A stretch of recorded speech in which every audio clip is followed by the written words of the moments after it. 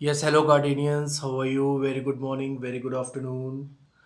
आज हम लोग सेट्स की दूसरी क्लास पढ़ने जा रहे हैं। लास्ट क्लास में आप लोगों ने पूरा इंट्रोडक्शन पढ़ा, बहुत अच्छे से पढ़ा। और कैसे रिप्रेजेंट करते हैं ये देखिए, लास्ट क्लास में जो आप लोगों ने पढ़ा था एन जेड क्यू और ये R Z plus Q plus R plus W P, सब कुछ उस दिन डिफाइन किया गया इंट्रोडक्शन क्लास में बहुत अच्छे से कि नेचुरल नंबर क्या हैं और आपके इंटीजर्स क्या हैं, रेशनल नंबर क्या हैं, रियल नंबर्स क्या हैं, पॉजिटिव इंटीजर्स क्या हैं, प्राइम नंबर्स, होल नंबर्स, सब कुछ अच्छे से डिस्कस किया गया। ठीक है, आज हम लोग सेट्स की दूसरी क्लास पढ़ने जा रहे हैं। अब इम्पॉर्टेंट है, अब रोज़ का रोज़ हम लोग का चीज़ें इंपॉर्टेंट होती जाएंगी। तो आज की जो आपकी हेडिंग है सेट्स एंड देयर रिप्रेजेंटेशन। ठीक है, अकॉर्डिंग टू एनसीईआरटी ये आपका टॉपिक नंबर है उनका 1.2। ठीक है, तो सबसे पहले हम लोगों को ये पता होना चाहिए कि सेट्स की उत्पत्ति कहाँ से हुई, सेट्स कहाँ से सबसे पहले विचार में आया। सेट्स हम लोग शुरुआत से पढ़ रहे हैं, लेकिन जो सबसे पहले जो जिन्होंने डिफाइन किया वो आपके थे जर्मन मैथमेटिशियन थे। सब कुछ आपका लिखा हुआ है बुक में, जर्मन मैथमेटिशियन थे। क्या नाम था इनका? जर्मन मैथमेटिशियन, इनका नाम था जॉर्ज कैंटर। George canter. ठीक है, इन्होंने जब ये टेक्नोमेट्रिक सीरीज सॉल्व कर रहे थे, जब हम लोग आगे पढ़ेंगे टेक्नोमेट्रिक सीरीज एंड फंक्शन, तो वहाँ पर आपको ये मिलेंगे और तब वहाँ पर आपको जॉर्ज कैंटर काफ़ी अच्छे फॉर्म में मिलेंगे।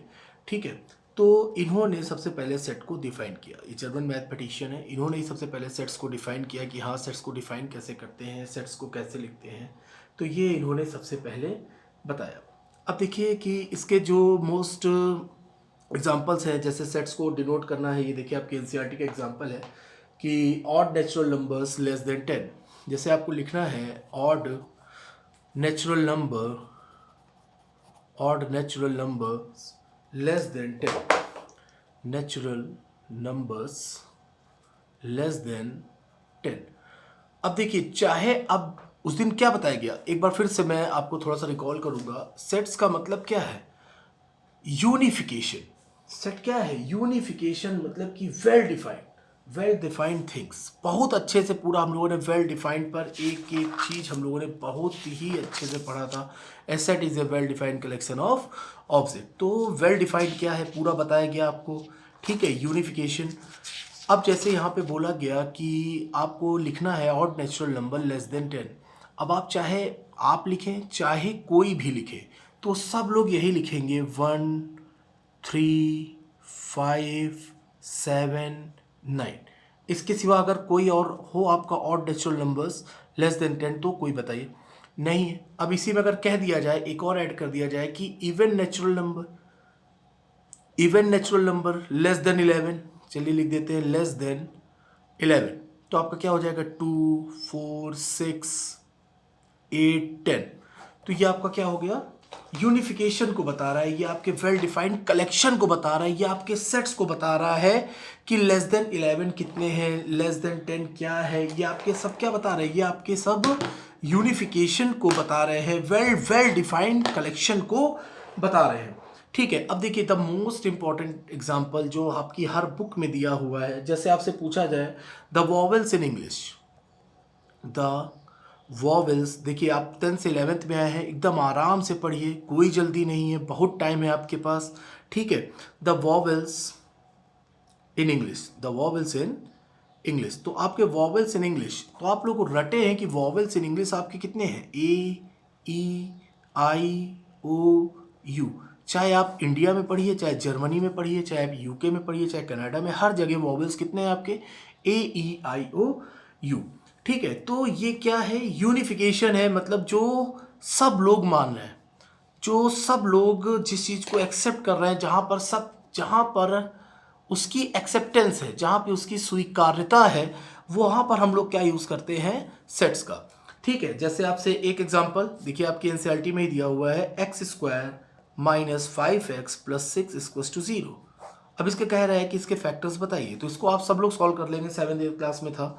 ये आपका हो गया x square 3 2 6 minus 3x minus 2x plus 6 equal to 0। यहाँ पर आपने लिया x कॉमन लिया, तो आपका क्या आ गया? x माइनस 3 माइनस 2 कॉमन लिया, आपका क्या आ गया? x minus 3 equal to 0। तो आपका हो गया ये x माइनस 2 और x माइनस 3 इक्वल्स टू 0। तो यहाँ पर आपकी वैल्यू क्या आ गई, x minus 2 equals to 0 that is 2 और x minus 3 equals to that is 3।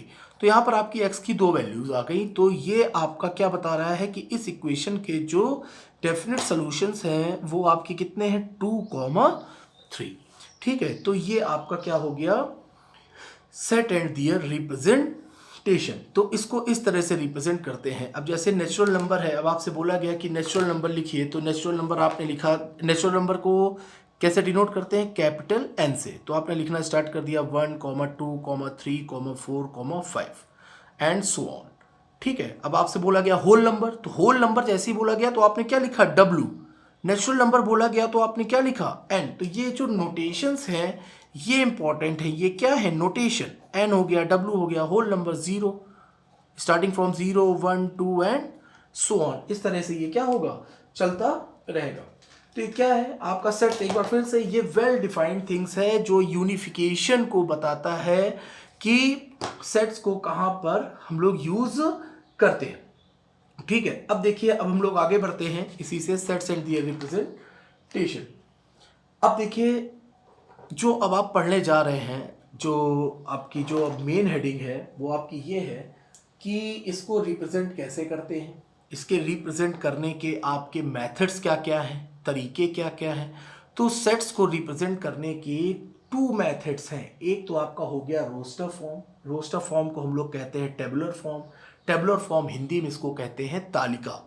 ठीक है, दूसरा है आपका सेट बिल्डर फॉर्म या प्रॉपर्टी मेथड, अभी मैं सब लिखूंगा, या उसको कहते हैं समुच्चय निर्माण विधि।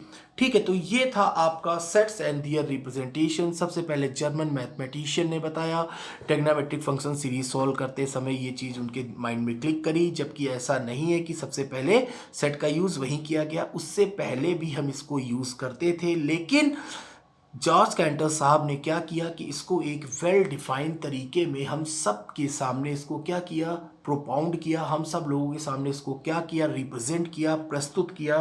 तो ये बोला जाता है कि sets developed by German mathematician George canter. ठीक है, तो ये सब आपका इस तरह से हम लोग उसको रिप्रेजेंट करते हैं। और उसके नोटेशंस क्या क्या हैं, नोटेशन सब कुछ आपको लास्ट क्लास में अच्छे से बता दिया गया है। ठीक है, अब देखिए, there are 2 methods of representing, there are 2 methods। अब देखिए, there are कितने methods हैं, केवल 2 methods हैं। there are 2 methods। कौन कौन से वो 2 मेथड हैं, पहला तो आपका हो गया टेबुलर, इसको टेबुलर मेथड भी कहते हैं, और जो मेनली ये जिस नाम से फेमस है वो है आपका रोस्टर मेथड। वो किस नाम से है, आपका रोस्टर मेथड के नाम से ये फेमस है। आज हम लोग रोस्टर पे ही चर्चा करेंगे। ये जो आपका जो वीडियो है ये पूरा रोस्टर है। फिर जब नेक्स्ट वीडियो जो आएगा, जो आपका 3rd वीडियो आएगा, वो आपका किस पर होगा, सेट बिल्डर पर। ठीक है, और देखिए इसको हिंदी में कहते हैं तालिका विधि। जो लोग हिंदी से भी हैं वो भी देखें आराम से, तालिका विधि। ठीक है, दूसरा जो इसका मेथड है, दूसरा मेथड है इसका set builder method. Set builder method, या इसको एक और नाम से जाना जाता है आपका प्रॉपर्टी मेथड, प्रॉपर्टी मेथड। ठीक है, प्रॉपर्टी मेथड को हम लोग हिंदी में कहते हैं समुच्चय। देखो, अब देखिए यहीं से देखिए, सेट, सेट को हिंदी में क्या कहते हैं, समुच्चय। समुच्चय आपका हिंदी में कहते हैं बिल्डर, यानी निर्माण, निर्माण करने वाला, तो ये हो गया निर्माण। और ये मेथड, मेथड यानी क्या हो गया आपका, विधि। ठीक है, तो ये आपका हो गया, there are 2 methods to represent sets, tabular method या रोस्टर, दूसरा आपका सेट बिल्डर मेथड। तो जो आज हम लोग जो डिस्कस करने जा रहे हैं वो डिस्कस करने जा रहे हैं क्या, टेबुलर मेथड को या रोस्टर मेथड को। ठीक है, अब देखिए, उससे पहले अब आप चीजों को देखें कि जैसे कि किसी ने मुझसे पूछा कि सेट्स को हम लोग कैपिटल लेटर में ही क्यों रिप्रेजेंट करते हैं। ठीक है, एक तो आपका ये हो गया कि कैपिटल लेटर में ही क्यों रिप्रेजेंट करते हैं। दूसरा, फिर जो सेट्स के अंदर जो एलिमेंट्स लिखे होते हैं वो आपके स्मॉल लेटर में ही क्यों होते हैं। एक कैपिटल हो गया और एक आपका क्या हो गया, स्मॉल लेटर हो गया। ठीक है, तो ऐसा कोई वो नहीं है जो अब जॉर्ज साहब ने बोला या उन्होंने बोला जो स्टार्टिंग से चलता चला आ रहा है। कि सेट्स को हम रिप्रेजेंट करें कैपिटल से और उसके अंदर लिखे हुए एलिमेंट्स को रिप्रेजेंट करें हम स्मॉल से। अब जैसे बोला गया कि वॉवेल्स लिखिए, सेट ऑफ वॉवेल्स, ठीक है, तो वॉवेल्स लिखने के लिए आपने क्या किया, वॉवेल्स को कैपिटल भी लिख दिया, और जो ये जो आपका क्या हो गया, सेट हो गया। और जो इसके अंदर जो लेटर्स हैं इनको आपने कैसे रिप्रेजेंट कर दिया, AEIOU, ठीक है।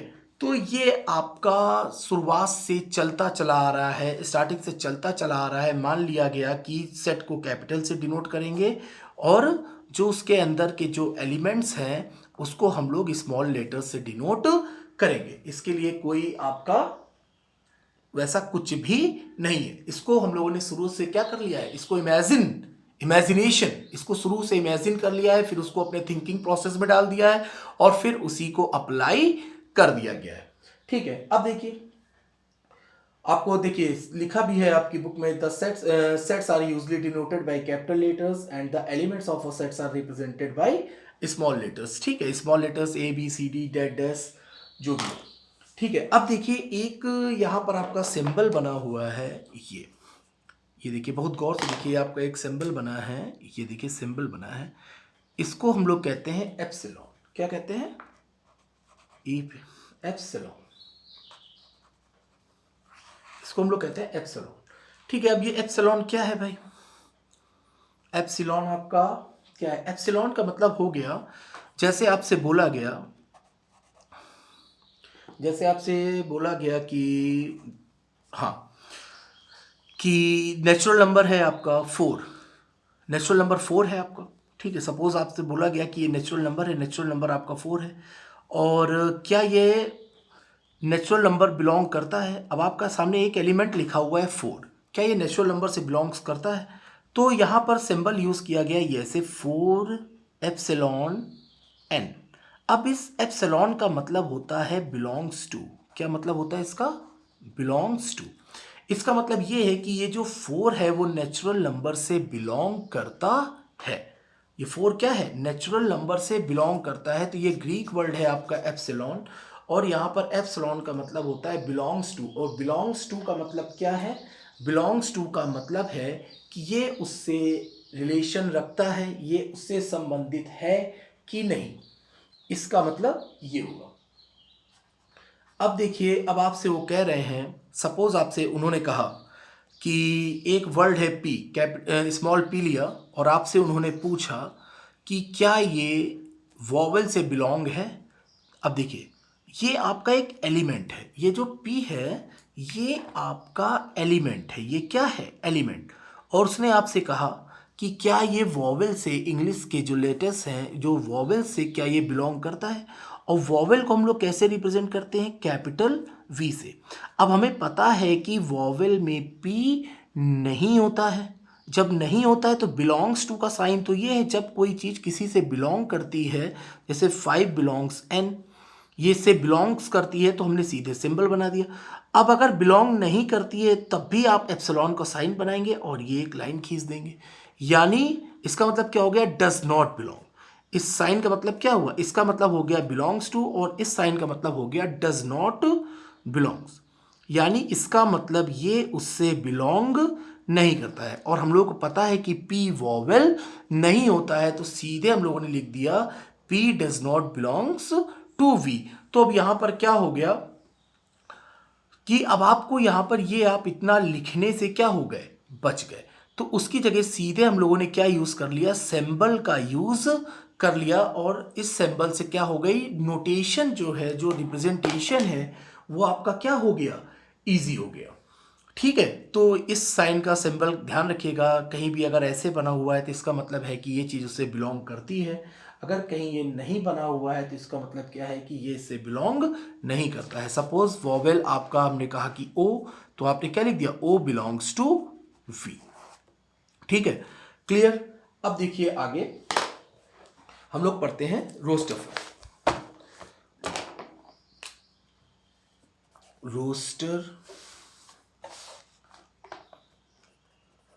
रोस्टर फॉर्म या रोस्टर मेथड या टेबुलेशन मेथड, ठीक है। अब देखिए रोस्टर फॉर्म में क्या होता है, in roster form all the elements of a set are listed ये लिस्टेड होते हैं, ठीक है, अभी हम बता रहे हैं। And the elements are being separated by commas. अब देखिए जैसे बोला गया कि नेचुरल नंबर से ही हम लोग ले लेते हैं। सपोज कि ये नेचुरल नंबर है आपका कैपिटल एन। एन आपने क्या लिखा, 1 2 3 4 5 एंड सो ऑन आप लिखते चले गए। अब अगर देखिए तो यहां पर अगर कॉमा नहीं लिखा है तो आप इसको क्या पढ़ सकते हैं, 12,345। नॉर्मल कोई भी पढ़ सकता है कि ये लिखा हुआ है 12,345।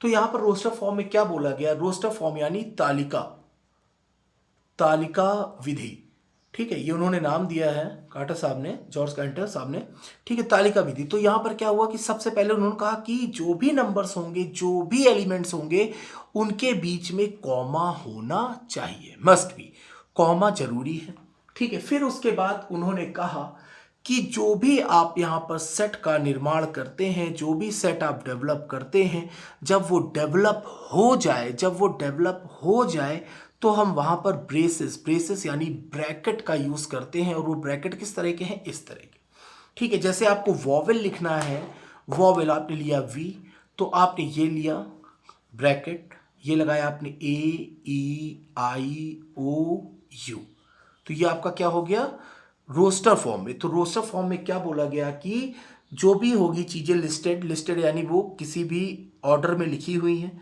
दूसरा, उनके बीच में कॉमा होना चाहिए। तीसरा, वो एक ब्रैकेट में होने चाहिए, ठीक है। तो ये रोस्टर फॉर्म है आपका, ठीक है। फिर उसके बाद उन्होंने बताया, अब लिखा हुआ है, अब देखिए रोस्टर फॉर्म में एक वर्ड लिखा हुआ है इममटेरियल, इममटेरियल वर्ड लिखा हुआ है, इममटेरियल। इसका मतलब क्या है, इममटेरियल का मतलब क्या है, इममटेरियल का मतलब हो गया, अब जैसे कि अब देखिए जरा गौर से देखिए, यहां पर मैंने वॉवेल लिखा ए ई आई ओ यू। सपोज अगर आपने इसको ऐसे लिख दिया यू ओ ए ई आई, तो क्या ये गलत है, नहीं, ये बिल्कुल भी गलत नहीं है, ये भी सही है। इममटेरियल का मतलब ही होता है कि रोस्टर फॉर्म ये कहता है कि ऑर्डर से, सीक्वेंस से किसी भी तरह का कोई मतलब नहीं है। आप उसको किसी भी ऑर्डर में लिख सकते हैं। नेचुरल नंबर आपको लिखना है तो आप उसको ऐसे भी लिख सकते हैं 2 3 1 4 5 एंड सो ऑन। तो यहाँ पर उन्होंने क्या बताया कि इसके लिए आपका ऑर्डर का होना जरूरी नहीं है, ठीक है। तो यहाँ पर ऑर्डर जो है वो मैटर नहीं करता है। और दूसरी, जैसे मान लीजिए एक और एग्जांपल लिखा है कि 42 के आपको फैक्टर्स लिखने हैं, तो 42 के फैक्टर्स आपके क्या हो गए, 42 के फैक्टर्स का मतलब यहाँ पर मैं ये पूछ रहा हूँ उसके मल्टीपल फैक्टर्स कि वो 42 आपका किस किस की टेबल में आता है, तो 1 में आता है, 2 में आता है, हाँ बिल्कुल आता है, 3 में आता है, 3 के बाद 4 नहीं आता, 5 नहीं आता, 6 में आता है, 6 7 7 में आता है, 8 9 10 11। अब ये आपका 14 14 21 दूना, और ये आपका क्या हो गया 42, ठीक है। तो 42 के लिए आपने all natural numbers which divide 42 आपने क्या लिखा 1 2 3 6 7 14 21 42, ठीक है। तो ये आपने लिख दिया, ये आपने सीक्वेंस में लिखा। अब ये सीक्वेंस में हो या ना हो कोई फर्क नहीं पड़ता, ठीक है, सीक्वेंस में हो या ना हो किसी भी तरह का कोई फर्क नहीं पड़ता, ठीक है। तो फिर से समझिए, फिर पहले रोस्टर मेथड, रोस्टर मेथड में आपको ये बताया गया कि सबसे पहली बात कि जो भी आपके एलिमेंट्स लिस्टेड हैं उनके बीच में कॉमा होना चाहिए। लिस्टेड का मतलब लिखी हुई, जितने भी लिस्टेड का मतलब क्या है, लिखे हुए एलिमेंट्स, जो भी एलिमेंट्स आपके लिखे हैं, लिस्टेड हैं, उन सब के बीच में क्या होना चाहिए, कॉमा होना चाहिए। फिर उसके बाद जो आपके लिस्टेड और बाई कॉमास हैं उनको आप क्या करेंगे, एक ब्रैकेट में इनक्लोज कर देंगे, एक ब्रैकेट में आप उसको बंद कर देंगे, ठीक है। एक दो तीन चीजें आपको उन्होंने ये बताई, लिस्टेड पहले, सबसे पहले बताया लिस्टेड, फिर आपसे क्या बताया separated by commas, separated by commas and enclosed bye braces, braces या ब्रैकेट, ठीक है। एक बार फिर से देखें, जितने भी आपके एलिमेंट्स लिस्टेड हैं वो सभी separated by commas, separated by commas and enclosed bye braces, braces और ब्रैकेट, ठीक है। सेकेंड थिंग क्या हुआ कि इसमें किसी भी तरह का सीक्वेंस, किसी भी तरह का सीक्वेंस मैटर नहीं करता। वो किसी भी सीक्वेंस में आप उसको लिख सकते हैं। अब देखिए इसका जो लास्ट और मोस्ट इंपॉर्टेंट पॉइंट है रिपीटिशन। ठीक है, रिपीट। अब रिपीटेड के लिए वो क्या कह रहे हैं, रिपीटिंग के लिए वो क्या कह रहे हैं कि रोस्टर फॉर्म में कोई भी एलिमेंट जो है आपका रिपीट नहीं होना चाहिए। किसी भी तरह से कोई भी एलिमेंट हो या अल्फाबेट हो वो रिपीट नहीं होना चाहिए। अब जैसे उन्होंने कहा कि एक मैं एग्जांपल लेता हूं, सपोज दो एग्जांपल मैं आपको बताऊंगा। उन्होंने कहा कि एक एग्जांपल लीजिए, the set of letters forming the word school. The set of letters forming the word school, the word school, school. ठीक है, अब आप वो कह रहे हैं कि इसको आप रोस्टर फॉर्म में लिखिए।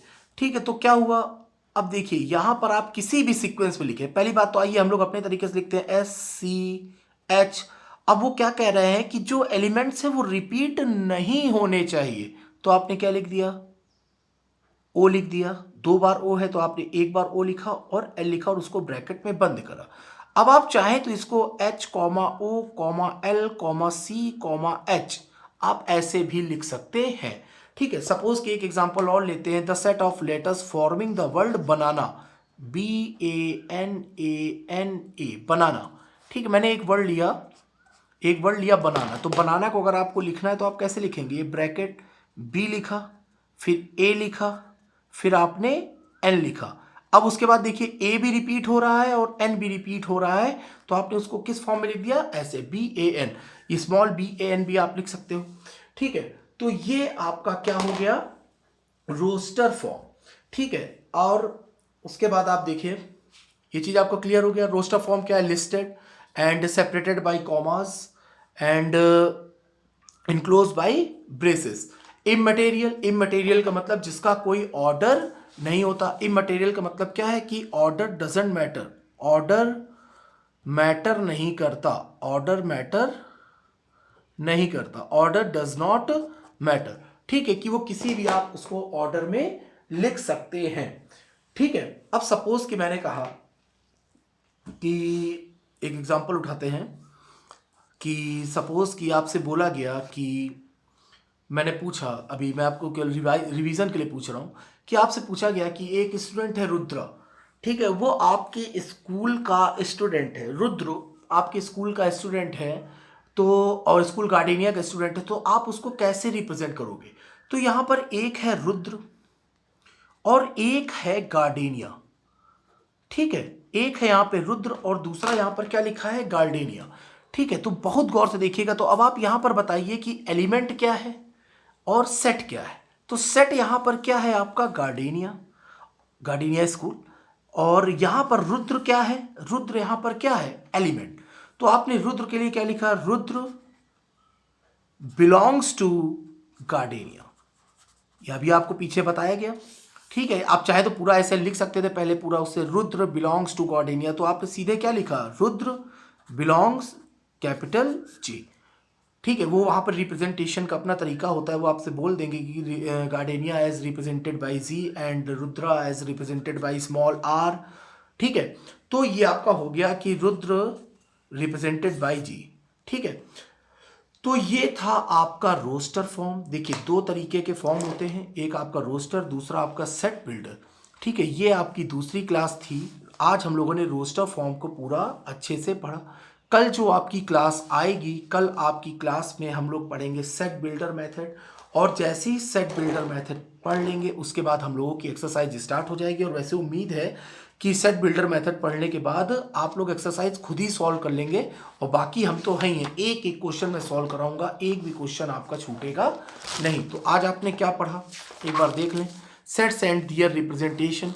सबसे पहले सेट को किसने डिफाइन किया, सेट पहले से ही डिफाइन था। सबसे पहले उसको वेल मैनर्ड यूनिफिकेशन मेथड के साथ, वेल डिफिनीशन के साथ सबसे पहले किसने बताया, जर्मन मैथमेटिशियन जॉर्ज कैंटर। ठीक है, कि उसको कैसे रिप्रेजेंट करते हैं, odd natural number, less than 10, 1, 3, 5, 7, कुछ भी। ठीक है, जैसे पूछा जाता कि प्राइम नंबर बताइए लेस देन 10, तो प्राइम नंबर लेस देन 10 आप क्या बता देते, प्राइम नंबर अगर आपसे कहा जाता कि लेस देन 10 बताइए, तो फर्स्ट प्राइम नंबर 2, फिर 3, फिर 5, फिर 7, फिर तो और तो कोई है नहीं प्राइम नंबर, तो आपने क्या बता दिया, first 4 prime number less than 10, तो आपका क्या हो गया 2, 3, 5, 7। ठीक है, तो इस तरह से मतलब अब देखिए सबके अपने फिक्स हैं। अब ये जो 2, 3, 5, 7 आपने फर्स्ट 4 प्राइम नंबर बताए हैं, ये ऑल ओवर वर्ल्ड यही बताए जाएंगे, कुछ और बताए नहीं जाएंगे। तो यहाँ पर यूनिफिकेशन पर ज़्यादा जोर दिया गया है। ठीक है, फिर उसके बाद आपने पढ़ा there are two methods to represent the sets, first tabular या रोस्टर मेथड। ठीक है, फिर आपने पढ़ा सेट बिल्डर मेथड। फिर आज उसको फिर हम लोगों ने बताया कि जो सेट है उसको हम लोग कैपिटल लेटर में लिखते हैं और उसके अंदर के एलिमेंट्स को हम लोग स्मॉल लेटर्स में लिखते हैं। फिर आपने एप्सिलॉन पढ़ा कि एप्सिलॉन आपका क्या होता है, एप्सिलॉन का मतलब क्या होता है, बिलोंग्स। एप्सिलॉन का मतलब क्या होता है, बिलोंग्स होता है।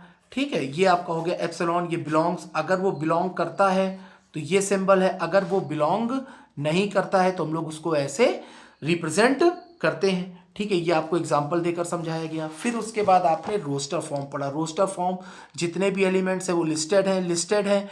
तो सेपरेट किससे हैं, सेपरेटेड बाय कॉमास हैं। इनक्लोज्ड बाय किसके द्वारा बंद है, इनक्लोज बाय ब्रेसेस और ब्रैकेट। इमटेरियल का मतलब जरूरी नहीं है कि वो कि एक वो फिक्स्ड ऑर्डर में हो, वो किसी भी ऑर्डर में हो सकते हैं, किसी भी सीक्वेंस में हो सकते हैं। ठीक है, रिपीटिशन के बारे में पढ़ा, तो यहाँ पर यह बताया गया कि लेटर्स या एलिमेंट्स आपके क्या होने चाहिए, या जो भी मेंबर्स हैं वो रिपीट नहीं होने चाहिए। फिर आपको एग्जांपल दिया गया रिवीजन के लिए। ठीक है, तो जब आपकी कल जो नेक्स्ट क्लास आएगी वो क्लास 3 होगी, सेट बिल्डर मेथड। अच्छे से पढ़िए और घर पर रहिए और सेफ रहिए। ठीक है, अब हम लोग मिलते हैं क्लास 3 सेट बिल्डर मेथड के साथ। Thank you so much.